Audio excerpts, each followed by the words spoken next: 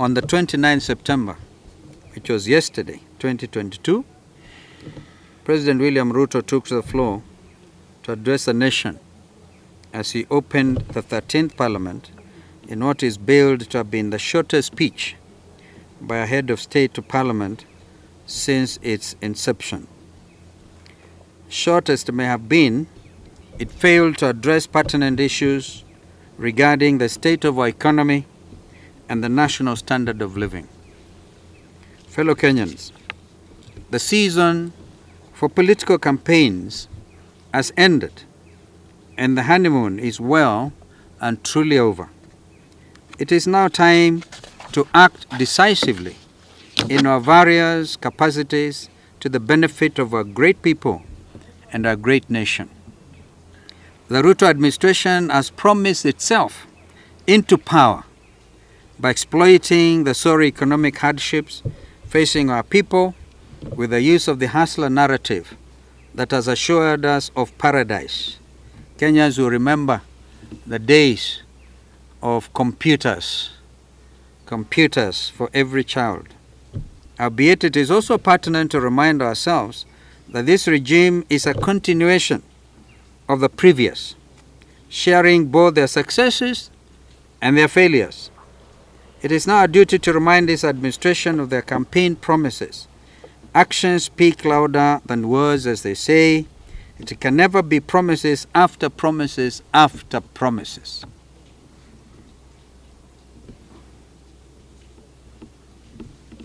President William Ruto jana alithubutu kusema kwamba yeye alikuwa kiongozi wa upinzani na kwamba rais ambaye amestaafu Uhuru Kenyatta sasa ndio kiongozi wa upinzani. It is important to point out facts. President William Ruto became deputy president of this country in 2013. And the period between 2013 and 2017 will go down in history as a country when our parastatals were raided and illicit money made available for future purposes. Therefore, and in 2017, 2022, William Ruto was still the deputy president under President Uhuru Kenyatta, a whole 10 years as deputy president. If he wanted us to believe the ridicule he tried to bestow on President Uhuru Kenyatta yesterday, he could have started by saying, I had to resign. I had to resign when the situation became unbearable. That is the most natural thing for a leader who wants to be held accountable for their principles, indeed the acts of omissions or commission. Therefore, it must be seen by Kenyans that this is a continuation of what President William Ruto and President Uhuru Kenyatta started in 2013. That I thought was important for the avoidance of doubt. And if I was President William Ruto, I would also probably advise him. We are all the same people. Advise him to show a measure of respect to a gentleman who has constitutionally handed over power. I keep on saying this is a very rare occurrence and makes us proud as Kenyans that we respect our institutions to that level. And certainly President Uhuru Kenyatta deserves congratulations for a peaceful handover of power. And in fact, Kenyans generally, remember there were advisories to foreigners in this country saying you should not visit Kisumu, you should not visit elsewhere, for fear that there will be Kenyans who take to the streets. Now Kenyans have baffled the world, and we owe it to them to congratulate them for keeping the peace, although they are so pained. They are so deeply pained, and they took it. The 7 million of them, because the country admittedly has been divided right in the middle. And some of that dividing is by Mamluks from Venezuela. But we know that this is what happened. Therefore, our people have demonstrated to the world that all they're interested in is justice. They're not just stone throwers or people who abuse each other. They have demonstrated their true sense of Kenyan nationalism. My dear Kenyans, The first campaign promise by the Ruto administration was to the lowering of the cost of living. From day one, all costs associated with basic living have gone up. The price of unga and the cost of electricity are beyond the ordinary mwananchi's reach. These are matters we feel should take preeminence in these early days. Just like there was the rush to subsidize fertilizer on the 19th of September 2022, the same urgency should have first and foremost been applied to the rapidly rising cost of living.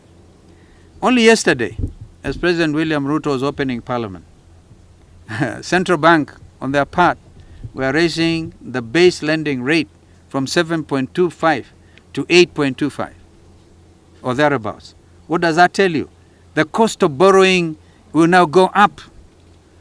It is the middle class in this country and the hard-working business people who have made this country move towards Vision 2030 objectives of a middle-income country. But now if we kill that spirit by Kenyans not being able to borrow, I think that the consequences will be amazing in a negative sense. Now, we also question how this fertilizer was procured, when it was procured, and where it was sourced from. We ask, does it meet the Kenya Bureau of Standards, KEBS standards? This administration must therefore make public, because one thing we have done as a country is to open up this country. And the basic rights of Kenyans, the right to life, there's one thing that nobody can take away from Kenyans, is the basic rights. Therefore, the right to know is important. This administration, therefore, should make public the procurement process of this fertilizer subsidy. We have directed our MPs, a lot of whom, as you can see, at very short notice, managed to come to the command center.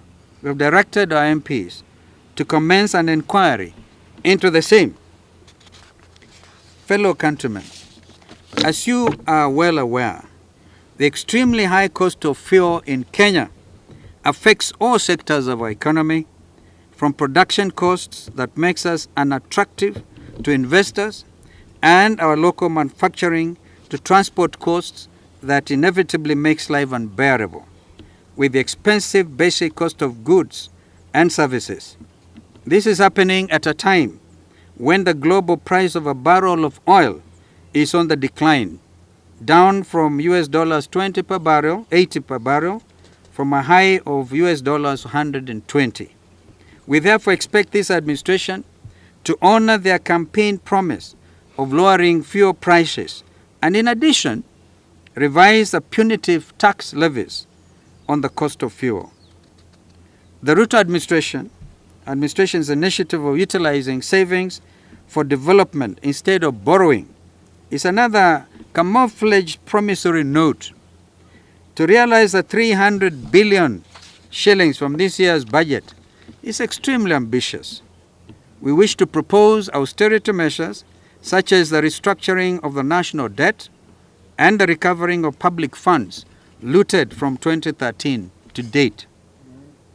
On the 27th September, the Ruto administration unveiled their choices of cabinet secretaries. Of the total number, only 7 women were named, contrary to the campaign promise of a 50-50 cabinet. I hear there was an MOU to name from the clergy, members of the clergy, CS for religious affairs. It could be another breach of an MOU. Moreover, the selection of cabinet secretaries, some of whom have amazingly active criminal cases, is unquestionable. What are you asking our parliamentarians to do? Honestly, to go into the committees, compromise them with money here and money here, and actually approve people with criminal cases. If I was William Ruto, I would withdraw some of this immediately to avoid national shame and even international shame. This was not procedurally done on the basis of competencies and personal integrity. We shall direct our MPs to withhold approval of those who do not meet the Chapter 6 threshold of our Constitution. Just for some of you may be of some interest, I joined Parliament when it was the 5th edition. So I lived through the 5th edition, the 6th edition, the 7th edition, the 8th edition, the 9th edition, the 10th edition. So if you want to know how to win elections, please talk to me. On the back of this heavily contested election, the deficiencies that exist within the judicial and electoral systems needs to be immediately addressed. We must reform, and I cannot overemphasize the word must, in the light of what we now know. We must reform the Independent Electoral and Boundaries Commission, IEBC, to be able to, perchance, going forward, guarantee our children free, fair, and credible elections. With regards to the judiciary, there can never be justice if our judicial system can be adversely influenced to subvert the rule of law and the course of justice. As I speak, a member. As I speak, I'm a member of that fraternity. And it pains me as senior counsel to have witnessed what you have gone through. In conclusion, our transformative ideals live on as Azimio la Umoja One Kenya Alliance. We are re-energized, we are revitalized, and indeed rejuvenated to ensure that the hopes and aspirations of the Kenyan people will be at the top of our agenda. Aluta continua.